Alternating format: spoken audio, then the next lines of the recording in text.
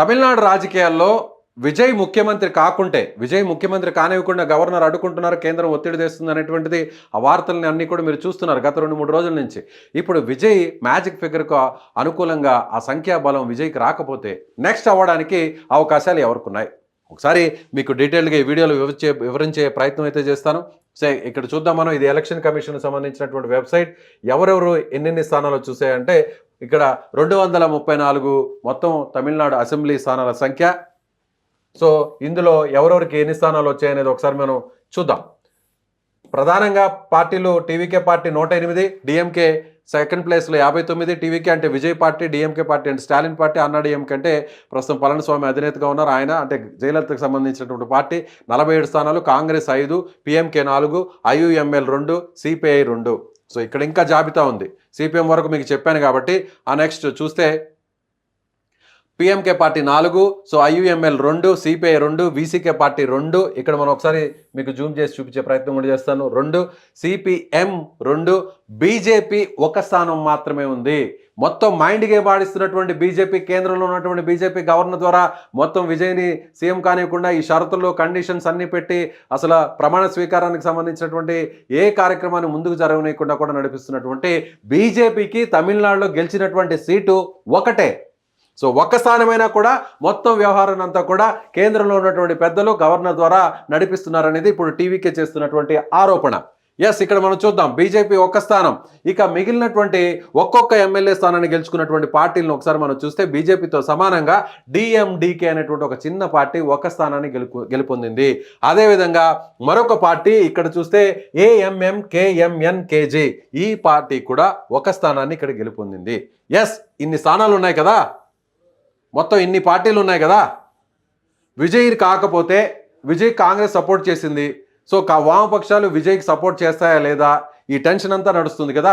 ఇలాని కాని పక్షంలో ఇంకెవరు అవ్వడానికి ఛాన్సెస్ ఉన్నాయి ఒకసారి మీకు చూపించే ఈ వీడియోలో చూపించే ప్రయత్నం చేస్తాను. ఎవరు అయ్యే అవకాశం ఉంది విజయ్ కాకుండా అంటే ఇక్కడ చూద్దాం. డిఎంకే, అన్నా డిఎంకే, ఏఐడిఎంకే చూస్తే మొత్తం 106 స్థానాలు ఉన్నాయి. అంటే ఇక్కడ స్టాలిన్ డిఎంకే పార్టీ అధినేత, ఏఐఏడిఎంకే అంటే అన్నా డిఎంకే పార్టీ జనరల్ సెక్రటరీ, జయలలితకు సంబంధించినటువంటి పార్టీ అన్నా డిఎంకే పార్టీ. సో కరుణానిధికి సంబంధించినటువంటి పార్టీ డిఎంకే, కరుణానిధి కుమారుడు స్టాలిన్, మాజీ ముఖ్యమంత్రి, మొన్నటి వరకు ముఖ్యమంత్రిగా ఉన్నటువంటి వ్యక్తి. అంతకుముందు జయలలిత మరణం తర్వాత ముఖ్యమంత్రి ఆమె స్థానంలో అయినటువంటి వ్యక్తి పళనిస్వామి. సో ఈ 2 పార్టీలు కలిస్తే డిఎంకేకి 59 స్థానాలు, ఏఐఏడిఎంకే అంటే అన్నా డిఎంకే కలిస్తే 59, 47, 106. కానీ మ్యాజిక్ ఫిగర్ ముఖ్యమంత్రి అవ్వాలంటే ఇప్పుడు సమస్య అంతా కూడా అదే. ఈ 106 వచ్చినంత మాత్రాన, ఈ ఇద్దరు కలిసినంత మాత్రాన సీఎం కారు. విజయ్ పార్టీకి కూడా 108 స్థానాలు గెలిచాడు, అందుకే విజయ్ సీఎం కాలేకపోతున్నాడు. అలాంటిది ఇప్పుడు 106 మంది, వీళ్ళిద్దరు 2 పార్టీలు కలిస్తేనే 106 కదా, మరి సీఎం ఎలా అవుతాడు అనేటువంటి అనుమానం మీకు రావచ్చు. దాని గురించి ఇప్పుడు వద్దాం మనం. అయినా వీళ్ళకి కావాల్సింది మొత్తం 118 కాబట్టి ఇంకా 12 కావాలి. ఆ 12 మంది ఎవరు? ఒకవేళ ఈ కూటమి ఇద్దరు చేతులు కలిపితే ఆ 12 మంది ఎక్కడి నుంచి వస్తారు అనేది కూడా మీకు అనుమానం ఉంది. కాబట్టి ఇప్పుడు నెక్స్ట్ మీకు వివరించే ప్రయత్నం చేస్తాను. ఇప్పుడు మిగిలినటువంటి పార్టీలు ఇవి. వీళ్లకు కాస్త సపోర్ట్ చేయాల్సినటువంటి పార్టీలు ఇవి. ఎందుకంటే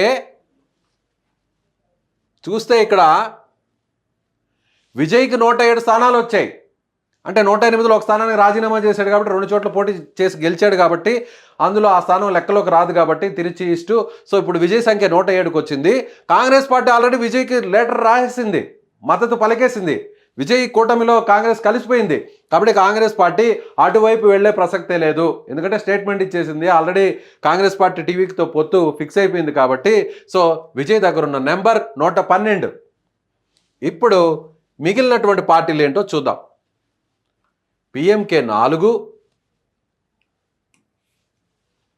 సిపిఐ 2, సిపిఎం 2, ఐయుఎంఎల్ 2, మరొక చిన్న పార్టీలు నేను ఇందాక చెప్పాను కదా, ఆ 2 పార్టీలు అంటే ఒక్కొక్క పార్టీకి ఒక్కొక్క స్థానం, ఆ పార్టీలు 2.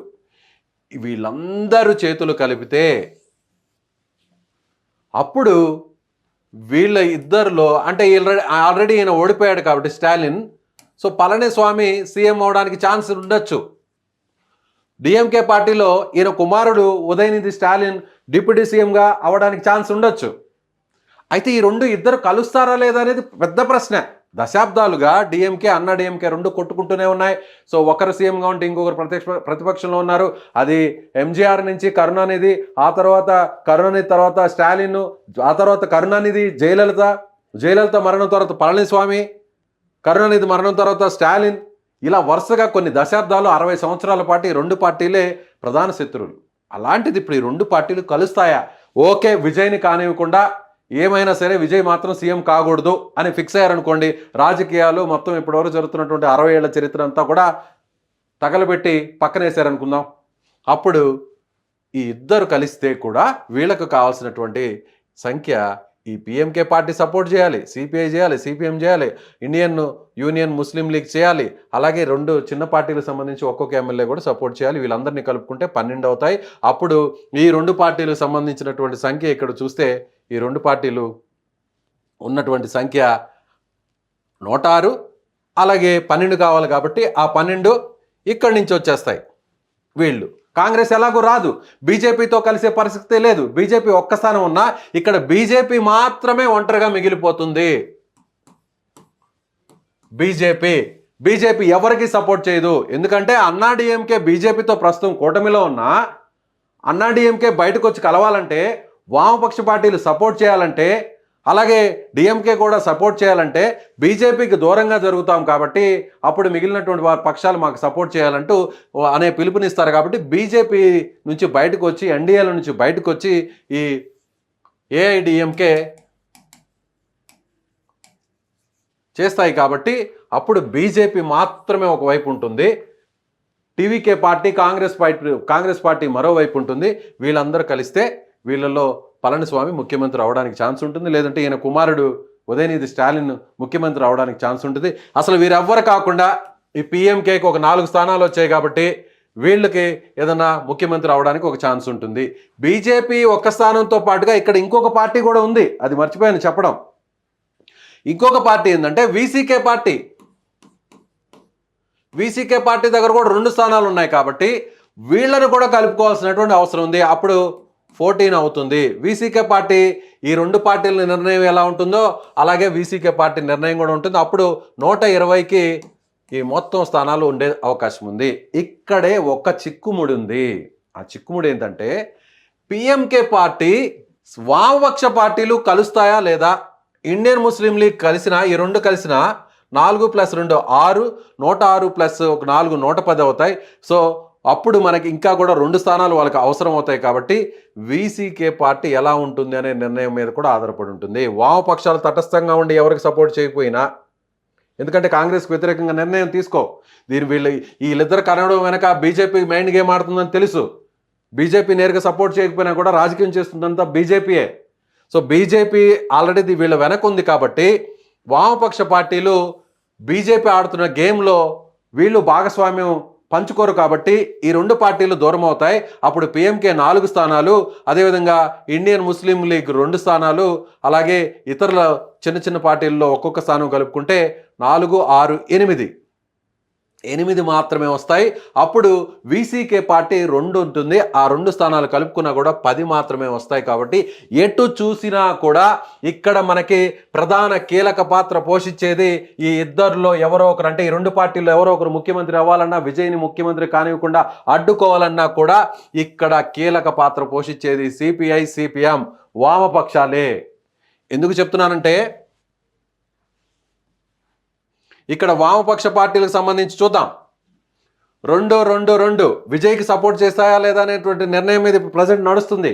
విజయ్కి సపోర్ట్ చేయని పక్షంలో ఈ రెండు పార్టీలు ఏ నిర్ణయం తీసుకుంటే ఆ నిర్ణయానికి మేము కట్టుబడి ఉంటామని వీసీకే చెప్పేసింది ఆల్రెడీ. కాబట్టి ఈ 6 ఎటువైపు ఉంటారు అనేది ఇక్కడ ప్రశ్నార్థకం. ఈ 6 కానీ విజయ్కి సపోర్ట్ చేయమని కానీ, ఒకవేళ అన్నాడీఎంకే కలిసి కలిస్తే అన్నా డిఎంకే కూడా సపోర్ట్ చేయము, డిఎంకే కూడా సపోర్ట్ చేయమని చెప్తే ఈ 6 మంది బయటకు వస్తే అప్పుడు ఈ ఇద్దరికి అవసరమైనటువంటి సంఖ్య పిఎంకే 4 వస్తుంది, ఇండియన్ ముస్లిం లీగ్ 6, 8 8 ప్లస్ 106 కేవలం 114కే, అక్కడ 8 ప్లస్ 106 114కే పరిమితం అవుతుంది. కాబట్టి ఇంకా 4 ఎమ్మెల్యేల సంఖ్య తక్కువ అవుతుంది. కాబట్టి సో వీళ్ళు కూడా సీఎం అవడానికి ఛాన్సులు లేవు. ఇక్కడ చాలా కీలకం CPI, CPM and VCK support వెళ్ళినా కూడా, ఒకవేళ వీసీకే సపోర్ట్ వీళ్ళకి వెళ్ళినా కూడా 116 వస్తాయి. కాబట్టి సిపిఐ, సిపిఎం ఏ నిర్ణయం తీసుకుంటుందో చూడాలి. సిపిఐ, సిపిఎం ఒకవేళ విజయ్కి సపోర్ట్ చేయకుండా, వీళ్ళకి సపోర్ట్ చేయకుండా తటస్థంగా ఉంటే మళ్ళీ రాష్ట్రపతి పాలన అక్కడికి వచ్చి 6 నెలల తర్వాత మళ్ళీ ఎన్నికలు జరిగేటువంటి అవకాశం ఉంది. బంతి ఇప్పుడు తమిళనాడు రాజకీయం అంతా కూడా సిపిఐ, సిపిఎం ఈ 2 పార్టీల చేతిలో ఉంది. చాలా కీలకంగా మారబోతున్నాయి. ఈ 2 పార్టీలు సపోర్ట్ చేస్తే, ఈ 2 పార్టీలు ఒకవేళ విజయ్కి సపోర్ట్ చేస్తే పెద్దగా ఇంకా వెంటనే సీఎం అయిపోతాడు. ఎత్తులు పై ఎత్తులు టెన్షన్ ఏమి పెద్దగా కనిపించదు. విజయ్ సీఎం అవుతాడు, ప్రభుత్వాన్ని ఏర్పాటు చేస్తాడు. ఈ 2 పార్టీలు విజయ్ సపోర్ట్ చేయలేదనుకో, ఈ 2 పార్టీలు ప్లస్ వీసీకే సపోర్ట్ చేయలేదనుకో, మళ్ళీ రాజకీయం ఒక్కసారిగా రంగు పులుముకుంటుంది. అన్నా డిఎంకే తెర మీదకి వస్తాయి. అప్పుడు అన్నా డిఎంకే తెర మీదకి వచ్చిన తర్వాత నేరుగా వీళ్ళకి అవసరమైన 12 మంది ఎవరు అనుకుంటే అప్పుడు సిపిఐ, సిపిఎం సపోర్ట్ మీదనే మొత్తం రాజకీయం ఆధారపడి ఉంటుంది.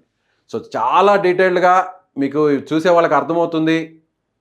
ఇక్కడ నంబర్ గేమ్ నడుస్తుంది. ఈ నంబర్ గేమ్లో పొలిటికల్ పార్టీస్ వాళ్ళ భవిష్యత్తు కోసం, వాళ్ళ ప్రయోజనాల కోసం, ఇది ఒక్క తమిళనాడు రాజకీయానికి మాత్రమే పరిమితం కాదు. ఇది దేశ రాజకీయాలను కూడా భవిష్యత్తులో ఆ పార్టీల యొక్క భవిష్యత్తుని నిర్దేశించేటువంటి నంబర్ గేమ్ ఇది. ఎందుకంటే బీజేపీ దీని వెనక ఆడిస్తుందన్న సంగతి అందరికీ తెలుసు. విజయ్ వెనక రానివ్వకుండా గవర్నర్ ద్వారా నడిపిస్తుంది బీజేపీ అని తెలుసు. ఒకవేళ వామపక్ష పార్టీలు, ఇప్పుడు కాంగ్రెస్ ఆల్రెడీ విజయ్తో కలిసింది కాబట్టి, వామపక్షాలు ఆల్రెడీ కాంగ్రెస్తో ఇండియా కూటమిలో ఉన్నాయి కాబట్టి ఇప్పుడు వామపక్షాలు కాంగ్రెస్తో వెళుతాయా, లేదంటే బీజేపీ వేస్తున్నటువంటి ట్రాప్లో, బీజేపీ వేస్తున్నటువంటి మైండ్ గేమ్లో చిక్కుకుంటాయా? అసలు ఇదేమీ కాకుండా అటు కాంగ్రెస్ టీవీకేకు దూరంగా, అలాగే అన్నా డిఎంకేకు దూరంగా ఉంటే సిపిఐ, సిపిఎం ఇక్కడ మళ్ళీ ఎన్నికలు తమిళనాడులో తప్పవు. సో మీకేమనిపిస్తుంది? ఖచ్చితంగా ఇక్కడ చాలా కీలకంగా మారబోతున్నటువంటి విషయం మనం చెప్పొచ్చు. సిపిఐ, సిపిఎం డెసిషన్ మీద ఉంటుంది. సో అన్నా డిఎంకే ముఖ్యమంత్రి కావాలంటే, ఎవరో ఒకరు ముఖ్యమంత్రి కావాలంటే డిఎంకే సపోర్టు చాలా కీలకం. సో మీకేమనిపిస్తుంది? వీడియో చూశాక మీ అభిప్రాయం కూడా కామెంట్ చేయండి. అన్నా డిఎంకే కలుస్తాయా? కలిస్తే ఎవరు ముఖ్యమంత్రి అవుతారు? ఇంకా ఏ పార్టీలు వీళ్ళకి సపోర్ట్ చేస్తాయి? సిపిఎం వామపక్షాలు సపోర్ట్ చేస్తాయా? పిఎంకే సపోర్ట్ చేస్తుందా? వీసీకే సపోర్ట్ చేస్తుందా? బీజేపీ ఏం చేస్తుంది? మీ అభిప్రాయాన్ని తెలియచేయండి.